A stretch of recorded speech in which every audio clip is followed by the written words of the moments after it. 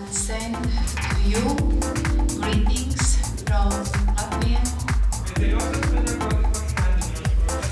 for the excellent program and one small present. It's very nice to be here, and has been a long trip to Jelgava. Labai džiaugiuosi galėdama pristatyti antrąjį Baltijos šalių logopedų kongresą, kurį organizuoja Lietuvos logopedų asociacija kartu su Šiaulių universitetu. Ir mes tęsiame gana jauną tradiciją, tai kongresas vyksta antrus metus ir siekiame suburti logopedus, kurie dirba sveikatos sektoriaus institucijose ir švietimo institucijose.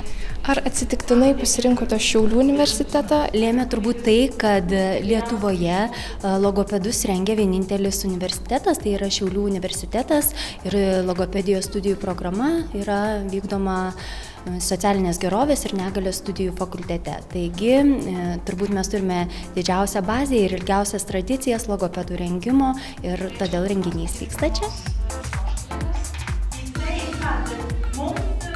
About the situation in Latvia, and is there a lack of speech therapists, and are there many speech therapists prepared in universities? Yeah, I can say that the times are changing and the economical situation is changing, and very many speech therapists are out of job.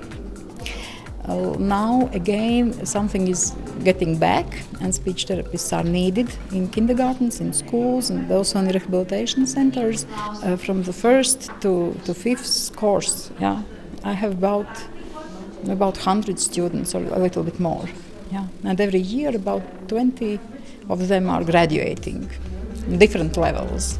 Would you encourage young people, university students, to study speech therapy?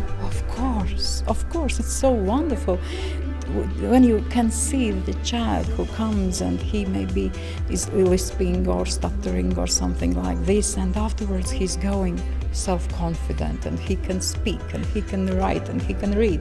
It's wonderful. But of course not all problems can be solved. Yes, but then we can improve the situation. But this self-confidence is always. As I say, for my students, I'm saying that we have to start with strong position and with these strengths of a child, to find these strengths and then go on. Are there many speech therapists prepared in United Kingdom universities, and would you encourage people to study this subject? Yes, in United Kingdom we have 16,000 speech and language therapists, and we have approximately 500 new students every year. It's difficult to encourage people to come for the training because the competition for places is so high, but we always say it is such a rewarding career. Every day is different. Every family that you work with is unique. It is the best career in the world. For example, in Lithuania we have such a situation that it is high unemployment level, and especially for speech therapists and pedagogues. What is the situation in United Kingdom? Yes, in United Kingdom we have some similarities. There are more people who are qualified and fewer jobs in the National Health Service. So increasingly people are working in private agencies and independent practice. The challenge is that people, the families, will always need this support. So we need to find a way that we can provide this support. If it's not through the state organizations, then we need to provide it in other ways.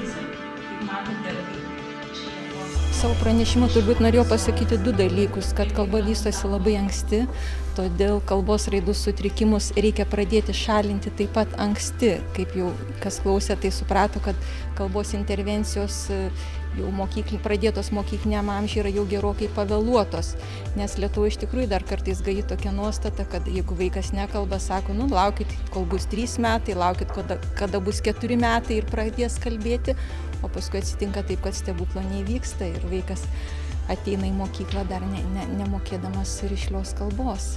Ir kitas dalykas, tai kaip ir norėjau paneigti tą mitą, kad gestų mokymas slopina žodinės kalbos vystymasi, nes savo centre mes labai plačiai naudojam gestų mokymo programas kalbos raidos sutrikimus turintiems vaikams ir labai dažnai susiduriam su tėvų priešiška nuostata, jie to nenori. Jie sako, kad jeigu vaikas kalbės gestais, rodys gestus, jisai nepradės kalbėti, ar kad jų ten logopedė, pas kurią jisai namuose lankosi, nepritarė tokiom programom. Aš kartais kaip skyriaus vadovė netgi būnu labai priešiška ir pasakau, kad mūsų darbo pobūdis yra toks, mes tikime tuo ir jeigu jum šitas netinka, tada reikit pas tą logopedą, kuris teigia arba dirba kitaip, taip kaip jūs norite. Kaip supratome iš jūsų pranešimo, kad vaikas iki 6-8 metų jam yra lengva išmokti 2 kalbų, jeigu jis gyvena dvikalbėje šeimoje. Ar įmanoma vaikui išmokti 3 kalbas nuo pat vaikystės?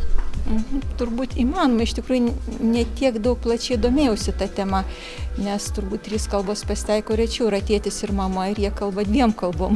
3 kalbai nelabai yra iš kur atsirasti turbūt tame amžiuje, kad kokybiškai to pakankamo kontakto, kad būtų.